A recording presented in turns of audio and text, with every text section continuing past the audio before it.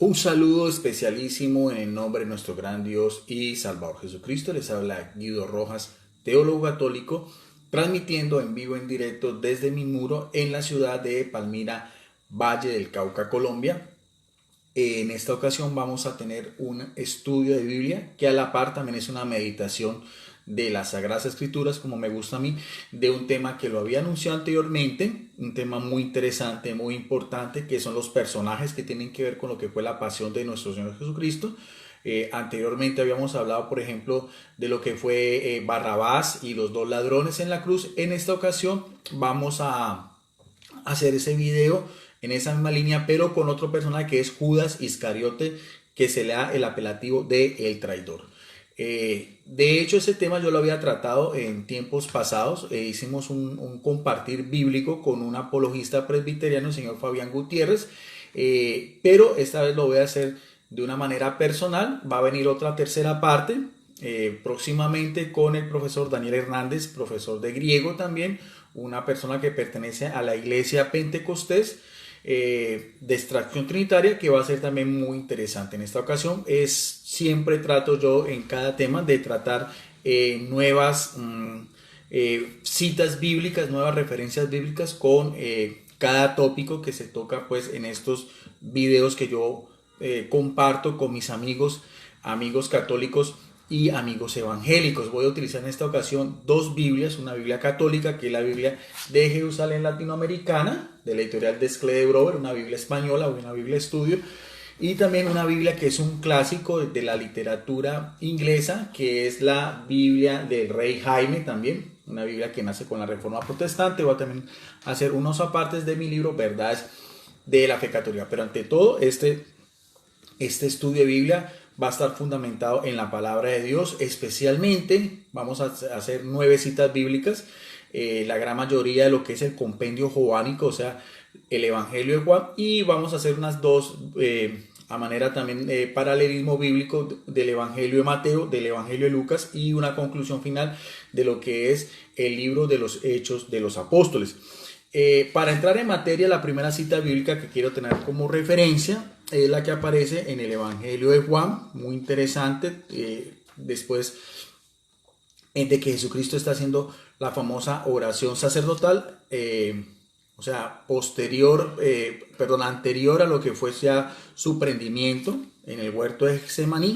Entonces es muy importante esta referencia, porque en sí es la aclamación que hace el Hijo ante el Padre Eterno, anterior a todo lo que venía encima, de todo ya el momento culme en el cual Él se engendra de la Virgen María, se hace hombre, predica el Evangelio, ya tiene que dar su vida como sacrificio por todos nosotros. Pero aquí entra también un personaje que es el que estamos hablando, que es Judas, y nos dice en el Evangelio de Juan, capítulo 17, verso 12, una cita bíblica que es muy importante, muy interesante, que vale la pena analizarlo desde la exégesis bíblica. Dice Jesucristo en su diálogo con el Padre, dice: cuando estaba yo con ellos, yo cuidaba en tu nombre a los que me habías dado, y he velado por ellos. O sea, velar, o sea, en el sentido de vigilar, de estar en constante cuidado de ellos, y ninguno se ha perdido, ninguno de ellos, en relación más que todo a los apóstoles de Jesucristo, a los discípulos inmediatos con el cual Jesucristo hace su ministerio público durante 3 años. Pero dice también en ese mismo versículo: he velado por ellos, ninguno se ha perdido, salvo, o sea, con la excepción de el hijo de la perdición, para que se cumpliera la escritura. Este apelativo de hijo de la perdición evidentemente está catalogando a Judas Iscariote, uno de los 12 apóstoles. Aquí dice que es el hijo de aquí mismo no lo indica, el hijo de la perdición. Entonces es bien grave, es bien interesante, son palabras muy, muy fuertes de nuestro Señor Jesucristo, refiriéndose pues a los acontecimientos en los cuales se dio todo lo que fue su prendimiento y lo que va a ser posteriormente tanto el juicio de carácter religioso por el Sanedrín como el juicio de carácter civil a cargo de Poncio Pilato. Pero para mirar un análisis un poco más de la exégesis, o sea, desde el punto de vista de lo que es la explicación de la palabra de Dios, de este verso completamente muy diciente, muy directo, Es importante hacerlo, como decíamos yo, con un paralelismo bíblico, lo que se llama una teología bíblica sistemática, o sea, mirar otros textos de referencia de una manera concreta, de una manera que podamos ir mirando a ver las facetas o los argumentos bíblicos que podemos nosotros después para decir una doctrina. En este caso, yo no estoy a favor de lo que es la predestinación para los condenados. Simplemente hay una predestinación para la salvación. Jesucristo vino para eso, y no solamente para los buenos, para los justos, sino en gran medida para los impios, para los pecadores, porque de eso se trataba. La redención también para salvarnos de lo que fue la desobediencia de Aníbal. Incluso también Jesucristo muere en la cruz también por Judas, al igual que por Pedro, que lo niega 3 veces, y también de los otros amigos de él que lo abandonan completamente y lo dejan solo en los momentos más importantes de su vida. Bien, entonces, como decía anteriormente, para analizar este texto que dice Jesucristo, vamos a hacerlo también del mismo Evangelio de Juan, del mismo libro, del mismo autor sagrado, del cual estamos sacando este cuarto Evangelio, fechado hacia los finales de los años 90, por el que conocemos como es el discípulo amado, o también el hijo del trueno, el Boanerges, hermano del apóstol Santiago. Vamos entonces a retrocedernos un poco en este mismo acontecimiento, en este mismo escenario, en el mismo Evangelio de Juan, pero esta vez unos capítulos anteriores, en el capítulo 13, verso del 10 al 18 y el 21 al 30, que es después de lo que conocemos como el lavatorio de los pies. Hay unos pasajes muy interesantes, unos versículos que tienen una relación directa otra vez con Judas. Pongámosle mucho cuidado. Primero, del verso 10 al 18, dice así: Jesús les dice, el que se ha bañado no necesita lavarse, está del todo limpio, y ustedes están limpios, refiriendo a Jesucristo, a los apóstoles, que había hecho el famoso lavatorio de los pies, un acto de cortesía muy común en la época de los hebreos en tiempos de Jesucristo, que lo hacían o las mujeres o los esclavos, y Jesucristo mismo se rebaja esa condición de esclavo para dar un ejemplo a los apóstoles. De eso se está refiriendo, porque uno de ellos, sabemos que Pedro, quería negarse a que Jesucristo hiciera pues ese acto ceremonial como lo quiso hacer Jesucristo con sus apóstoles. En eso mismo es el contexto de lo que estamos aquí hablando en este texto en concreto. Dice, y ustedes están limpios, aunque no todos, otra vez haciendo referencia a Judas. Sabía quién le iba a entregar. Jesucristo sabía, porque al fin y al cabo es el Hijo de Dios, él tiene poderes divinos que le vienen con el Padre, y por eso dijo, no están limpios todos. O sea, volvemos a mirar otra vez por qué a Judas se le dice el hijo de la perdición. Aquí me lo dice porque todos estaban limpios, evidentemente en ese sentido de lo que fue el preámbulo de la pasión, porque de todas maneras todos los apóstoles después, pero por ese mismo acto que hubo de cobardía, de miedo, ante la misma situación en que se presentó pues ya el Sanedrín, las máximas autoridades judías, dejan solo a Jesucristo y realmente pues todos salen acobardados. Pero eso fue un momento, por así decirlo, de acuerdo al mismo ambiente. Pero con Judas ocurre algo muy especial. Con Judas ocurre algo muy importante, que podemos catalogarlo en otro aspecto, y que aquí la palabra de Dios nos está dando algunas luces importantes. Dice, después que le lavó los pies, tomó sus vestidos, volvió a la mesa y les dijo, ¿comprenden lo que he hecho con ustedes? Ustedes me llaman maestro y señor, dos apelativos que tienen mucho que ver con Jesucristo. El término maestro, Raboni, y señor, Kyrios, y dicen bien porque lo soy. Pues si yo, el señor y el maestro, les he lavado los pies a ustedes, también deben lavarse los pies unos a otros. O sea, un ejemplo de servicio que tenían que seguir haciendo los apóstoles, porque les he dado ejemplo para que también ustedes hagan lo que yo he hecho por ustedes. En verdad les digo, o sea, reafirma nuevamente Jesucristo, no es más el siervo que su amo, ni el enviado más que el que lo envía. Y aquí aparece otro término en griego que es apóstol, que viene del término apóstolo, que es el que es enviado, el que hace las veces en el sentido del judaísmo antiguo, eran, por así decirlo, heraldos o mensajeros que llevaban alguna noticia o llevaban los recaudos para el Corbán, el tesoro del tiempo en tiempos de Jesucristo, sobre todo los judíos adinerados que vivían en lo que eran las diásporas, o sea, la dispersión, o sea, comunidades afuera de Israel. Ahí también tenemos que ver ese mismo etimología de lo que es la palabra enviado. Sabiendo esto, dicho eso, dice, sabiendo esto, dichosos serán si lo cumplen. Y dice también en el verso 18, no me refiero a todos ustedes otra vez, yo conozco a los que he elegido, pero tiene que cumplirse la escritura. Vamos a ver cuál es la escritura. El que come mi pan ha alzado contra mí su talón. O sea, aquí está, muy interesante.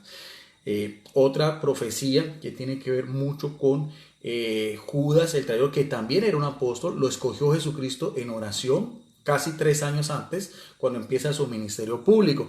Pero ¿por qué Jesucristo dice que Judas es el hijo de la perdición? Porque dice que él no está completamente limpio, no en el sentido exterior, sino en el sentido de una limpieza del alma, porque ya Judas, por el mismo pecado, su alma estaba completamente, por así decirlo, ennegrecida. Y aquí viene también un personaje también muy importante que está detrás, un artífice de una manera un poco más poderosa, de un sentido más espiritual, que tuvo que ver también con este mismo escenario que estamos hablando sobre la pasión de Jesucristo. Si vamos a mirar ya en ese mismo capítulo 13, pero ya de los versículos del 21 al 30, nos va a dar una idea complementaria. Sigue diciendo, anuncio la traición de Judas en estos subtítulos de esta Biblia católica. Cuando dijo esas palabras, Jesús se turbó en su interior y declaró, en verdad les digo, que uno de ustedes me entregará nuevamente. Volvemos a ver ese mismo, la misma composición gramatical, la misma composición morfológica de la idea que nos quiere dar Jesucristo. Los discípulos se miraban unos a otros sin saber a quién hablaban, o sea que realmente ellos no tenían idea de que se estuviera refiriendo directamente a Judas.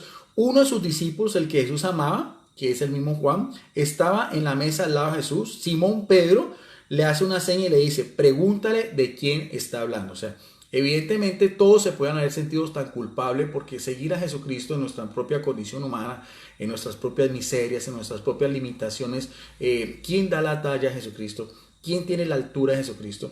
Por eso es que todos se sentían interrogados, se sentían interpelados. Posiblemente todos pensaban en su misma flaqueza, en su misma conciencia que podía ser alguno de ellos. De ahí la pregunta que le hace a Juan para que hable directamente con el maestro.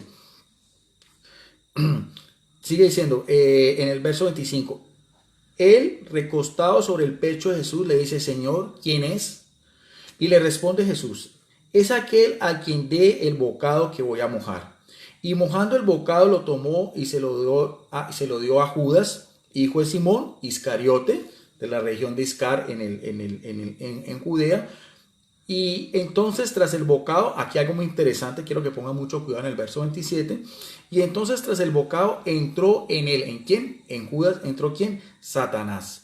El término Satanás en hebreo, aquí mismo lo dice Satanás, es el príncipe de este mundo, el que combate contra Cristo. Satanás, de Satán, quiere decir el adverso, el contradictor, el opositor, el calumniador. Es también un sinónimo de diablos o diabolos en griego. Son dos apelativos o dos nombres que se le dan al príncipe de las tinieblas, al enemigo, al que es pues el artífice también por el cual entra el pecado en Adán y Eva cuando se hace ver en forma de serpiente.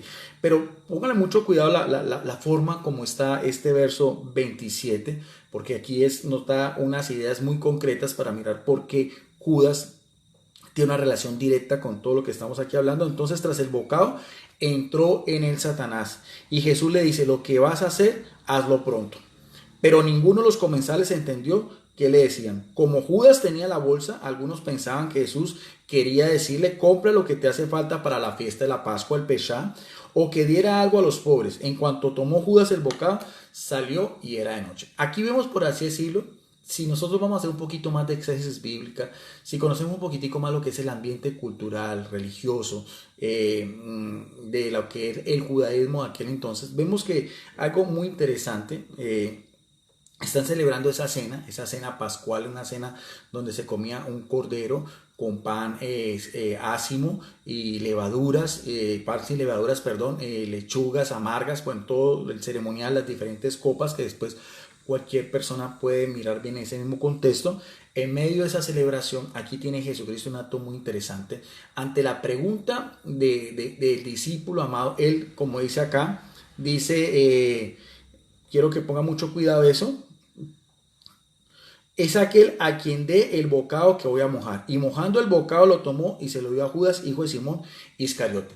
Ese mojar un trozo de pan, que habla precisamente en el versículo 26 del mismo, las costumbres del Oriente Medio, mojar un trozo de pan o carne envuelta en pan en un tazón de frutas de almidar, era un honor que el anfitrión le pasa al invitado una porción de comida. O sea, era un honor que él, siendo el anfitrión Jesucristo, como mismo lo dice Maestro y Señor, hubiera hecho ese acto de cortesía a Judas. Este gesto amistoso de Jesús es un intento, es el primer intento que podemos decir en que Judas pudiera cambiar su posición, lo que él ya tenía planeado, lo que él con anterioridad, a diferencia de los otros apóstoles, él ya tenía, ya había acordado con el Sanedrín vender a Jesucristo, al Maestro, como dice aquí, Maestro y Señor, por 30 monedas de plata, ciclos de plata, que era lo que equivalía al precio de un esclavo judío en aquel entonces. O sea que es un ambiente completamente diferente a Pedro, a Juan, a los otros apóstoles que están completamente desconcertados con esas palabras de Jesucristo, decir que uno no está limpio, decir que uno lo va a traicionar, pero que directamente vemos en ese gesto que tuvo en esta comida tan especial con Judas. Y aquí interesante porque Jesucristo tiene ese acto de cortesía, tiene ese acto, por así decirlo, de preponderancia con este discípulo. Y mira algo muy interesante que dice, para que no podamos de pronto decir de que Judas ya estaba predestinado, de que Judas tenía que vender a Jesucristo, sino porque la misma forma como está la composición del texto nos da a entender la idea concreta. Dice, nuevamente para que pongamos cuidado, dice, Jesucristo mojando un bocado lo tomó y se lo dio a Judas. Ya sabemos que es un acto de cortesía, un acto de honor, un acto de privilegio con los comensales que hacía el anfitrión. Nos dice a quién, a Simón Iscariote. Y entonces, tras el bocado, o sea, inmediatamente en ese acto que tuvo Jesucristo, ahí, ¿qué pasa? Entra en el Satanás. O sea, primero Jesucristo tiene ese acto de cortesía e inmediatamente, por esa misma conciencia en que Judas se encontraba, por ese mismo endurecimiento de su corazón, porque también nos dice la palabra de Dios, hay que tener en cuenta que en otros pasajes bíblicos, que no los quiero hacer alusión porque ya lo hice anteriormente, nos dice muy claramente que Judas era un ladrón, era el encargado de la bolsa, como nos dice acá, pero parte de esas limosnas, de esas ofrendas que se le da a Jesucristo, la utilizaba para beneficio propio. O sea, inmediatamente después de ese acto entra Satanás en él, y es por eso que Jesucristo, sabiendo todo y lo que está aconteciendo, sabiendo también la influencia de Satanás que tenía también desde hacía 3 años atrás.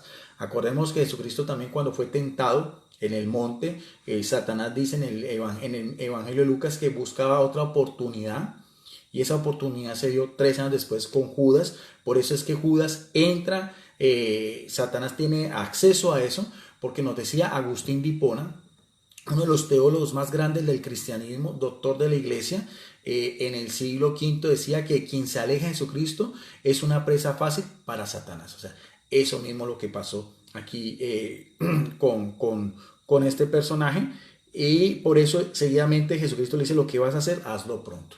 O sea, Jesucristo no viola, no fuerza la voluntad, la libertad, la conciencia de Judas, lo que él tenía pensado, lo que él ya había planeado con anterioridad. Ya había recibido el fruto de su traición, los 30 monedas de plata. Eso lo puede ver usted en otros evangelios, pero en esta vez estoy haciendo énfasis sobre todo en el Evangelio de Lucas. Si nos vamos a retroceder por ahí unos 2 años antes del ministerio público de Jesucristo, también en el mismo Evangelio de Lucas nos dice, también en el mismo Evangelio, de Juan que estamos hablando, en el capítulo 6, verso del 70 al 71, donde Jesucristo habla lo que es el discurso eucarístico en la sinagoga Cafarnaúm un día sábado, donde proclama que el cuerpo y la sangre son el mismo, es el nuevo maná venido del cielo, pero no va a hacer énfasis sobre todo en ese tema sobre la Eucaristía, sino en lo que pasa al final de ese pasaje, donde la gran mayoría de judíos no entienden la doctrina de Jesucristo, y se alejan. Y aquí hay una referencia muy interesante en el verso 70 y 71, nuevamente relacionado con Judas. Dice: Jesús le respondió ante una pregunta que le hace Simón Pedro, lo puede ver usted en los versos anteriores. No les he elegido yo a ustedes los 12 apóstoles por 12 tribus de Israel, y uno de ustedes, nótese bien lo que dice en el verso 70, uno de ustedes es un diablo, hablando de Judas, hijo de Simón Iscariote, porque éste lo iba a entregar uno de los dos. O sea, ya Jesucristo tenía esa capacidad, tenía que ver a Dios, de hacer una clarividencia espiritual, de hacer un discernimiento de espíritu. Aunque Judas fue escogido en oración, al igual que todos los apóstoles, ya vemos como aquí nuevamente, 2 años anterior, el diablo tiene, por así decirlo, un poder de seducción, un poder de tentación directamente con Judas. O sea que aquí también, en la misma composición de lo que es el Evangelio de Juan, nos da esas características o esos indicios por qué es tan importante la traición de Judas y por qué hace tanto énfasis de una manera profética. Ahora bien, si ya vamos a saltar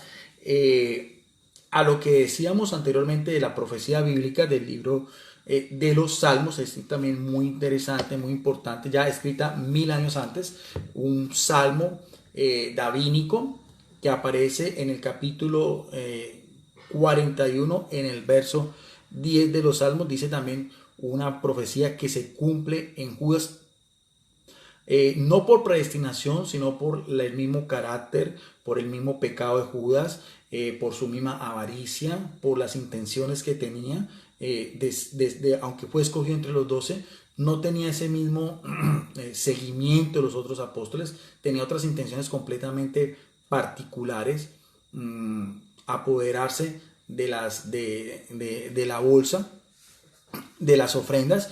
Y aquí nos dice proféticamente: hasta mi amigo íntimo, y quiero que ponga mucho cuidado ese término amigo íntimo, porque después lo vamos a descifrar un poquitico más, en que yo confiaba, mi compañero, otra vez, mire la relación directa, de mesa me ha traicionado. Mire bien cómo este versículo 10 del libro de los Salmos, en el capítulo 21, coincide exactamente con lo que estamos hablando, lo que fue después el lavatorio de los pies, de lo que nos habla el Evangelio de Juan en la cena, donde Jesucristo le da un bocado en señal de cortesía, en señal de amistad, en señal de predilección a Judas, tratando de hacer el primer intento sin violar su libertad, sin violar su libre albedrío, sin entrar en la misma conciencia de Judas, en sus mismas intenciones particulares, para tratar de hacerle ver el pecado que iba a cometer.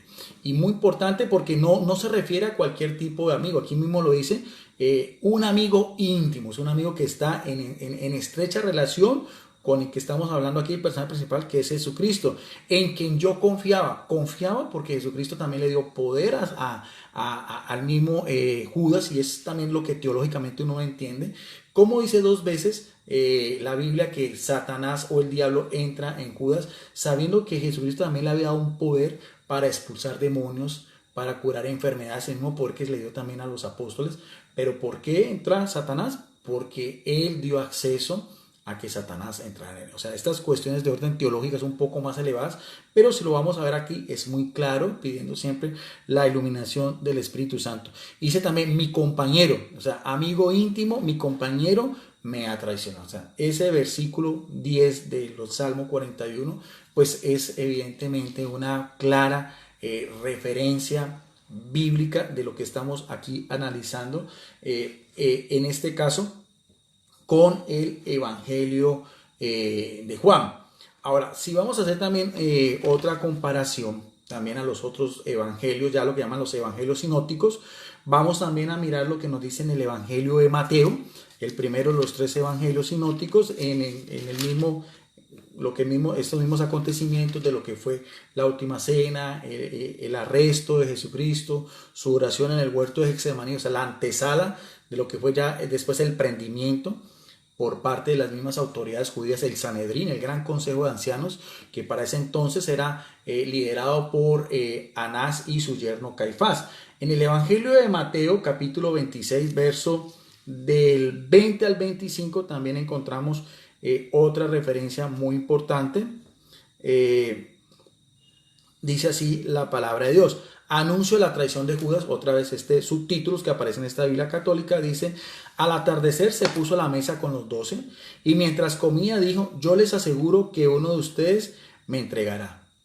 Muy entristecido, o sea, siente Jesucristo tristeza, siente abatimiento en su naturaleza humana. Se pusieron a decir unos por otros: ¿acaso soy yo, Señor? Lo mismo, el mismo interrogante. Ninguno tenía, por así decirlo, la conciencia tan completamente limpia. Ninguno seguía a Jesucristo de la manera que debíamos de seguirlo por nuestra propia debilidad humana, como decíamos, por nuestra propia condición de hijos de Adán, que todos se preguntaban unos a otros si era ellos. O sea, evidentemente, por así decirlo, estaban todos en un mismo plano. Claro, resaltando pues que Judas tenía pues un papel mucho más importante porque él se había planeado pues todo este artífice de lo que fue después su prendimiento. Dice, él respondió: el que ha metido conmigo la mano en el plato, ese me entregará. El mismo contexto que vemos en el Evangelio de Juan, que ya lo explicamos. El Hijo del Hombre, dice en el verso 24, se va como está escrito de él. Pero hay de aquel, muy interesante este verso 24, porque es una declaración muy de mucho peso. Dice: porque hay de aquel por quien el Hijo del Hombre es entregado. Más le valdría a ese hombre no haber nacido. Algunos pueden mirar a ver, si uno mira esto, de que esta es una amenaza directa, de que pronto es una advertencia a Judas sobre las consecuencias que puede tener un castigo divino. Al fin y al cabo es un pecado gravísimo entregar al Hijo de Dios, al que es santo, puro, el inocente, el Señor de señores, el Mesías, el que ellos mismos habían compartido 3 años atrás.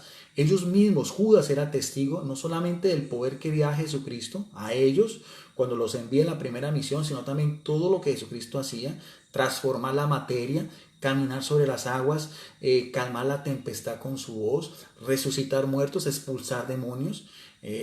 Bueno, en fin, todos los milagros taumaturgos que él podía mirar. Entonces era muy consciente de la gravedad de esa situación, pero por su misma codicia, su misma avaricia, era más importante que el amor que vio haber sentido a su divino maestro. Por eso Jesucristo dice acá, algunos podrían decirlo, que esto es como un preámbulo de lo que es un castigo divino. Yo, como teólogo católico, lo veo más bien como una advertencia, otra vez en el sentido del amor que sentía Jesucristo también por Judas. Por eso, sin violar nuevamente su libertad, su libre albedrío, tratar de hacerle caer en cuenta de la gravedad de lo que él iba a hacer. Y mire lo que dice en el verso 25. Entonces preguntó Judas, aquí podemos decir de una manera irónica, el que lo iba a entregar: ¿soy yo acaso, Rabí? Le dice Rabí a Jesucristo. Después vamos a definir ese término. Le dice Jesucristo: tú lo has dicho. O sea, otra vez, clarísimo la advertencia que hace Jesucristo sobre las consecuencias de entregar al Hijo de Dios. Ya Judas directamente, lo dice aquí el texto en Mateo, le pregunta a Jesucristo si él es, y Jesucristo de una manera tajante le dice: tú lo has dicho. O sea, tú sabes muy bien que Satanás ha entrado en ti, que eres un diablo, que eres un codicioso, que eres un ladrón, que me has traicionado con los fariseos, con los saduceos, con el Sanedrín, que me has vendido por precio de un esclavo, como veíamos anteriormente. Para mí esta es la segunda cita bíblica en el cual Jesucristo está tratando de hacer todo lo que él puede hacer sin coartar como decíamos, la misma libertad de Judas, para tratar de desviarlo de la atención. O sea, estaba profetizado que alguien lo entregaría, pero las mismas circunstancias en que se da, el mismo escenario que estamos viendo también es muy importante.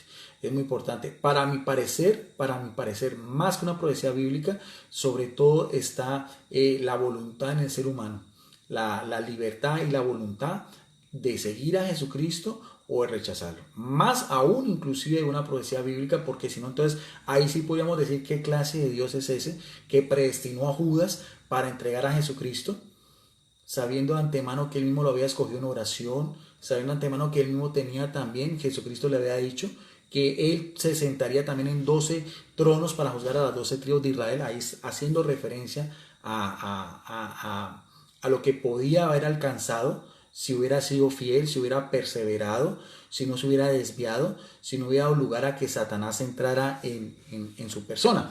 Bien, Hay otra cita bíblica también, si vamos a ver un poco más adelante, también ya cuando toman preso a Jesucristo en el mismo Evangelio de Mateo, en el capítulo 26, ya en los versos del 47 al 50, ese prendimiento de Jesús. Todavía está hablando cuando llegó Judas, ya cuando está en el huerto de Getsemaní o en el monte de los olivos, uno de los 12, acompañado de un grupo numeroso con espadas y palos de parte de los sumos sacerdotes y los ancianos del pueblo. El que le iba a entregar le había dado esta señal: aquel a quien yo dé un beso, ese es, y prenderlo. Mire bien la forma como ya Judas había todo el escenario anterior, todas las condiciones que se estaban dando para lo que fuera el prendimiento de eso. O sea, por así decirlo, las señales que él mismo iba a dar, porque él conocía más directamente a Jesucristo, más que estas personas que lo iban a aprender, y sobre todo en la noche, en la oscuridad, que lo contrario es el antagonismo de la luz, de la claridad, del día, porque el día es Jesucristo, la luz es Jesucristo, la noche, la oscuridad, las tinieblas, la cobardía es por quién, es por el demonio, que lo que estamos hablando aquí también desde un punto de vista de lo que es la demonología. Ya hemos visto dos citas bíblicas que hacen referencia directamente a Satanás o al diablo en relación a Judas. Sigue siendo en el verso 49, y al instante se acercó a Jesús y le dijo: salve, rabí, y le dio un beso. Jesús le dijo: amigo, a lo que has venido. Entonces aquellos se acercaron, echaron mano a Jesús y le prendieron. Muy interesante eso hasta el verso 50. Estos mismos versículos del 47 al 50, si lo vamos a analizar un poco de la morfología, de la gramática del griego koiné dialectus, podemos ver unas palabras claves en estos versículos del 47 al 50. La primera de ellas es lo que nos dice aquí: el que le iba a entregar, o sea, Judas. Dice aquí el término entregar está relacionado con la palabra griega prodotes. Prodotes es el que lo va a entregar, el que lo va a traicionar, y equivale a decir el que entrega a sus enemigos a otra persona. O sea, en el mismo contexto exegético. O sea, en otras versiones de la Biblia dice el que lo entregó o el traidor. Es casi lo mismo, el que lo entrega o el traidor. El término griego es prodotes, ya habíamos visto, lo estamos hablando, miren todo la forma como el mismo Judas está dándole las indicaciones a estos personajes que venían con espadas y palos y con antorchas para aprender a Jesucristo cómo se iba a dar ese escenario. Sabía muy bien que estaba Jesucristo en el Monte de los Olivos, porque era un lugar que acostumbraba el Señor a hacer oración en las madrugadas y también en la noche, donde hablaba en sus coloquios con el Padre Eterno. Otro de los términos que aquí llama la atención es cuando le dice salve, lo saluda, le dice salve, rabí. Y el término rabí, que aquí aparece en griego, lo vamos también a definir de mi libro Verdad de la Fe Católica. Dice rabí en hebreo o raboni en arameo, dialecto que hablaba Cristo. Era un título de honor para los formadores religiosos, como aparece en Mateo 23:7. Se aplica en los evangelios para Juan el Bautista, en Lucas 3:12, como al mismo Jesucristo en Juan capítulo 1 verso 38, en el capítulo 3 verso 2, en el capítulo 20 verso 16, que es lo que estamos haciendo referencia, quien se le debe reconocer como maestro y señor, como veíamos anteriormente en Juan 13:13. O sea, aquí es claro, porque no es un acto de hipocresía, no es un acto de doblez, la forma como Judas reconoce que Jesucristo era su maestro, era su Señor, lo mismo lo había escogido, compañero de andanzas de todos los recorridos apostólicos que hizo Jesucristo durante 3 años en todo el territorio de Israel, especialmente en Galilea, en las diferentes provincias, en Cafarnaúm, en Betsaida, en Nazaret, y también los acontecimientos importantes de Jesucristo en Jerusalén, en la Judea, unos días anteriores, el domingo, cuando entró triunfante como un rey proclamado como tal, al grito de Hosana, Hosana, hijo de David. Ese mismo escenario, Judas fue testigo de todo eso. Judas también estaba en ese cortejo entre los compañeros más íntimos y entre lo que hacía, por así decirlo, lo que eran pues el grupo predilecto del Señor Jesucristo. Y aquí, oye, interesante porque dice el otro término es beso. El primero ya sabemos es el traidor, el segundo es rabí. El término beso, de acuerdo a lo mismo, a esa misma cultura semítica aquel entonces, era un saludo muy propio, en señal de respeto, en señal de amor, en señal de fraternidad, en señal de amistad. También era la forma reverente como los discípulos saludaban a sus maestros, como lo hizo aquí Judas con Jesucristo, por eso le dice rabí. Pero también, si nos vamos a ver desde la propia gramática y la morfología griega, muy interesante, el término que aparece ahí para beso es catafileo. Catafileo, ustedes lo pueden mirar, buscar en un interlineal, viene de dos términos: cate, que quiere decir intenso o efusivo, y el otro fileo, que quiere decir besar. ¿Cuál sería la explicación? En el caso de Judas, este beso que le dio a Jesucristo era la certeza casi total de una señal para entregar a Jesús a sus captores. O sea, no era un beso de amistad, no era un beso de amor, no era un beso de reverencia, sino era un beso de traición. Por eso ese mismo término da a entender de que fue un beso efusivo, un beso, por así decirlo, como habíamos dicho anteriormente, planeado antemano, ya el mismo con los mismos captores, para hacer la clave o la señal directa para no confundirse, porque eran de noche. Todos los apóstoles también, de acuerdo a su mismo aspecto físico, eran personas pues con barba, con bigote, con cabello largo. Incluso se especula mucho que Tomás, al que le llaman el dídimo o el gemelo, podía parecerse mucho físicamente a Jesucristo. Entonces, para que no quedara dudas, no quedaba ningún dudas, era Judas directamente el que ese beso no era un beso de amistad, no era un beso de reverencia, sino que era un beso de traición. Y el término griego es catafileo. Bien, y el otro término, la forma como Jesucristo le contesta. Jesucristo no lo hace ni irónicamente, esa otra vez vamos a ver la forma, otra vez como Jesucristo trata también de desviar a Judas, de hacerle caer en cuenta de la gravedad, como ya lo había advertido anteriormente, de lo que estaba haciendo, de lo que él mismo había planeado, de lo que él mismo había recibido de dinero por esa traición. Miren la forma como Jesucristo le responde: amigo, ¿a eso has venido? ¿O a qué has venido? Dependiendo de las versiones de Biblia como aparece. Mire bien que Jesucristo no le dice: eres un traidor, eres un hipócrita, eres un falso, eres mi enemigo. En este caso Jesucristo se refiere de una manera cercana, de una manera directa, a Judas, diciéndole amigo. Y mire bien que esto también, como lo veíamos del Salmo, como lo veíamos anteriormente en el Salmo 41:10, decíamos un amigo íntimo o un compañero. Y el término amigo es etaipos. Etaipos es un término de cercanía, es un término de bondad con alguien, con una persona. En este caso, pues Judas. Hay otros adjetivos de este término amigo en griego, que puede decir miembro de un clan, o el que pertenece a un grupo, un compañero, un camarada o un socio. O sea que nuevamente vemos la dulzura de Jesucristo, la forma como Jesucristo, diferentemente a nosotros los humanos, podríamos haber reaccionado en ese momento de traición, en ese momento pues tan doloroso para él. Y viene bien la forma como Jesucristo se ríe, diciéndole amigo, en el sentido pleno de la palabra, sin un doblez, sin hacerlo de una manera irónica, sino de una manera que le nacía el corazón, porque al fin y al cabo el corazón de Jesucristo es misericordioso, es bondadoso. Él vino a buscar no a los justos, sino a los pecadores, en este caso también inclusive a Judas. Pero ante todo eso, nuevamente, que Judas se resiste, Judas se niega, Judas está cerrado a la banda, cumple su objetivo, su cometido, como lo había planeado con Anás, con Caifás, con el Sanedrín, y en ese momento es artífice, o es el autor también de la mayor traición, de la mayor acto pues de desagravio que se puede cometer con alguien como es nuestro Señor Jesucristo. Y en el sentido pleno también de la gravedad, como lo estamos viendo. Ahora, también de otro evangelio sinóptico, también esta vez del evangelio de Lucas, podemos también mirar otra vez ese mismo paralelismo bíblico.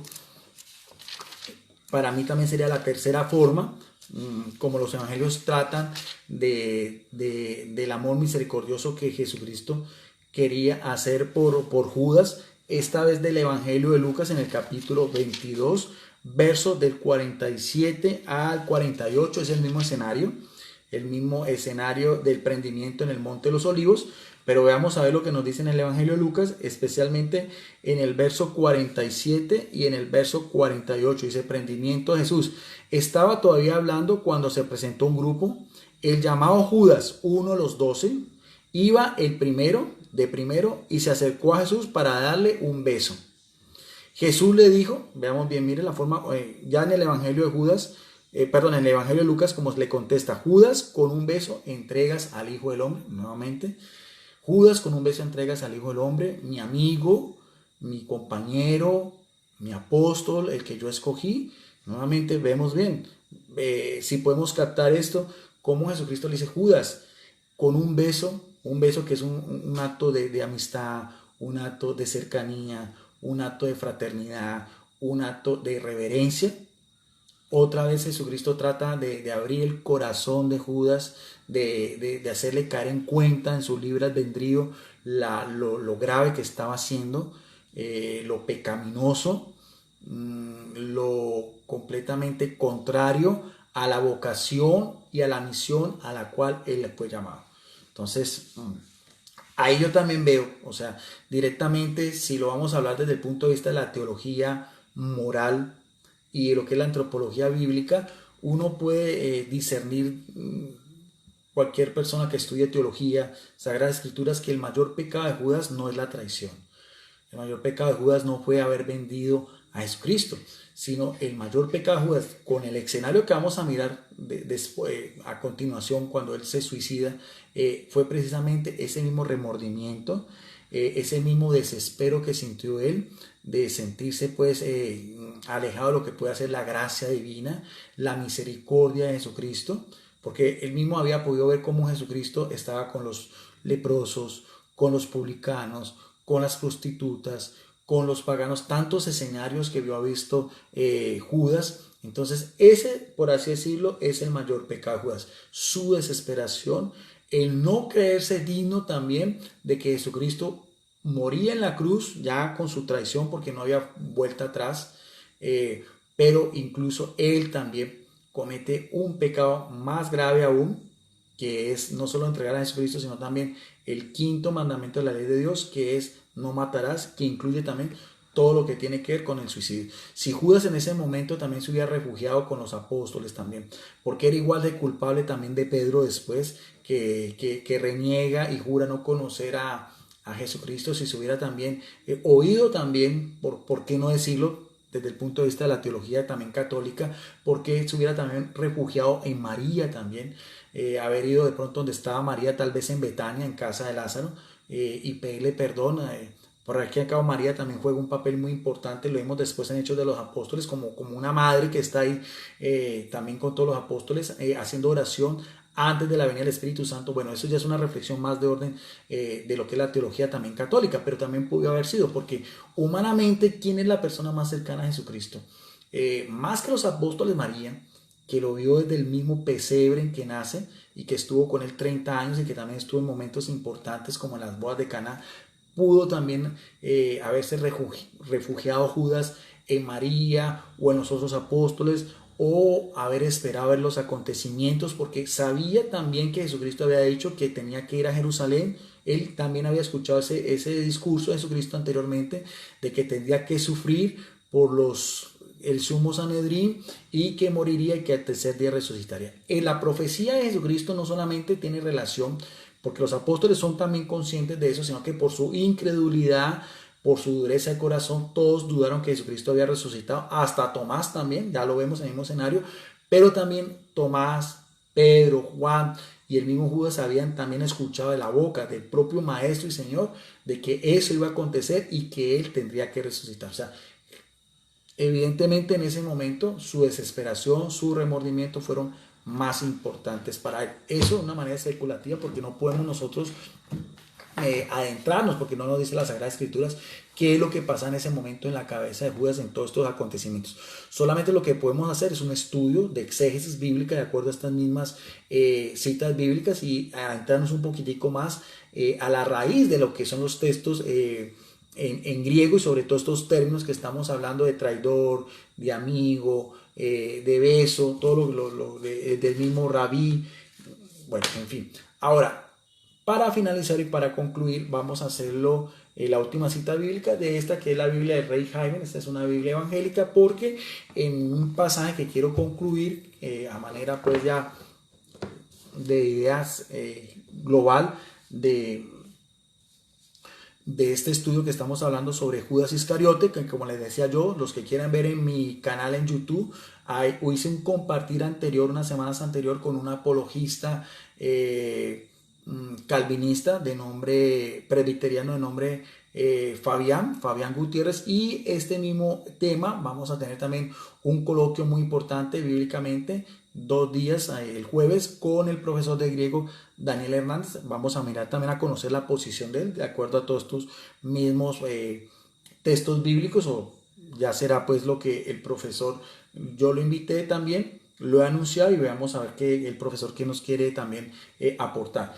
La última cita bíblica son palabras de Jesucristo en el discurso que aparece en Hechos capítulo 1, versos 16, 19 y 25, cuando fue la escogencia de Matías en reemplazo de Judas. Vamos también a analizarlo, discerniendo la palabra de Dios, pidiendo también la iluminación del Espíritu Santo, porque estos textos también son muy interesantes. Dice en el verso 16 al 19, hablando Pedro: varones hermanos, convino que se cumpliese la escritura nuevamente, ya lo habíamos dicho, del Salmo 41:10, la cual dijo antes el Espíritu Santo, porque sabemos que toda la Biblia es inspirada por el Espíritu Santo, tanto los textos veterotestamentarios, o sea, los textos del Antiguo Testamento, como los textos neotestamentarios.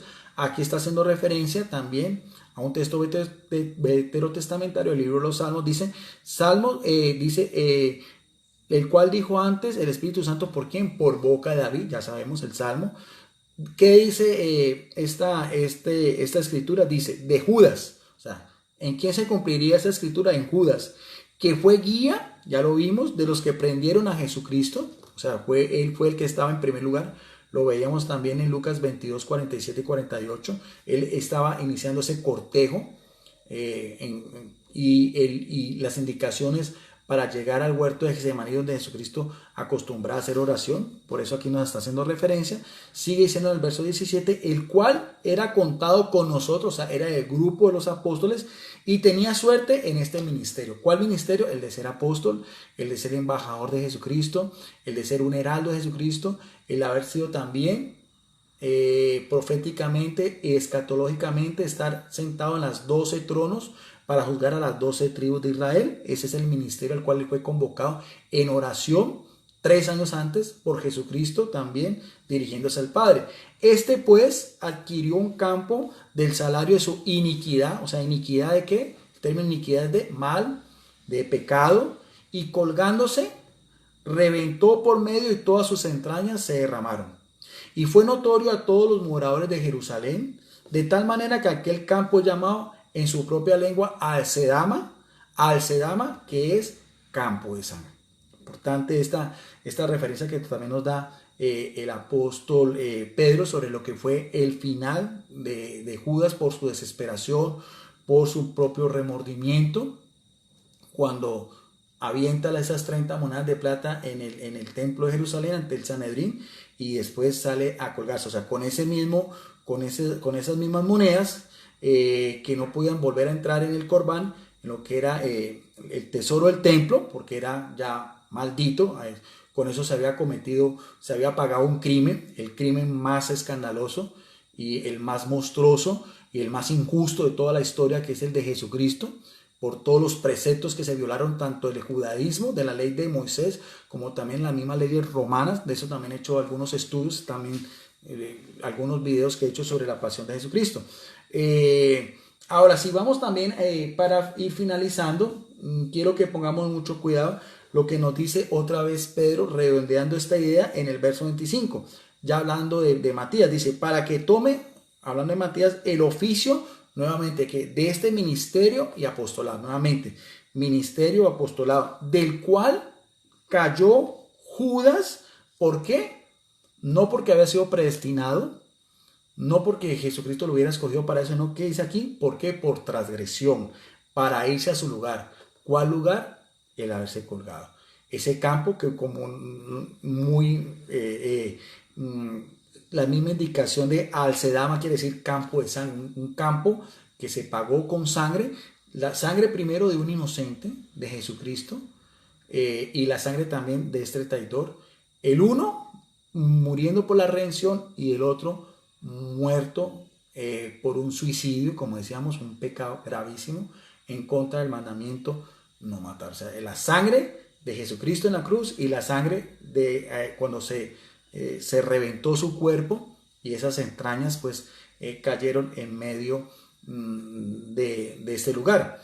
Y quiero resaltar porque aquí para finalizar la palabra más importante de todo esto es lo que nos dice Pedro, dice que todo eso lo hizo ¿por qué? Por transgresión, por la propia transgresión en Judas. Ahora, el término transgresión, otra vez en el griego koiné, es parabainó. Y parabainó quiere decir, entre sus muchos adjetivos, quiere decir ir a un lado, o sea, desviarse el camino, ir más allá de los límites establecidos, alguien que es contrario, caer, violar un mandato, una infracción, un rebelde, pecar o quebrantar una ley. Entonces, que quede muy claro, para finalizar esto, que todo eso se dio, este mismo escenario de la entrega de Jesucristo, la traición, el desespero de Judas y el haberse ahorcado por haber sido ¿qué? Un transgresor de qué? Del mandato, de los preceptos, de haber entregado a Jesucristo por su propia voluntad, por su propio albedrío, por su propia conciencia, por su propia avaricia y porque lo cataloga desde un principio que era un ladrón y que tenía unas ideas completamente contrarias a lo que podían haber tenido los otros apóstoles, que en su igualdad de condiciones eran también igual de pecadores, también dejan solo a Jesucristo, también vemos que Pedro lo traiciona y que también Tomás duda de que había resucitado. Bien, mis amables amigos, este era este video estudio, esta reflexión bíblica exclusivamente sobre el tema de Judas con varias referencias de la palabra de Dios. Espero que les guste.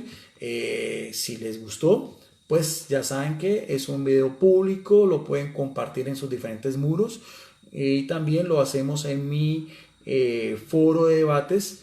En Facebook, Debates Bíblico Teológico Licenciado Guido Rojas, y también lo subo a mi canal en YouTube, Videos Apologética Católica. Muchas gracias por su amable atención y quedamos como siempre en la paz, en el amor de nuestro gran Dios y Salvador Jesucristo, el Señor de señores, el Santo, el Inocente, el que derramó su preciosísima sangre por la salvación de todos nosotros. Porque en algún momento de nuestras vidas, si nosotros hacemos conciencia, nosotros también somos en cierta medida un Judas, somos en cierta medida un Pedro, somos en cierta medida un Tomás, somos en cierta medida un Anás, un Caifás, un Barrabás o un Pilatos, que fue el que tuvo la última palabra para que Jesucristo muriera de la forma tormentosa, dolorosa, humillante, cruel y degradante como se moría en la cruz. Gracias a todos ustedes y nos vemos en otra oportunidad.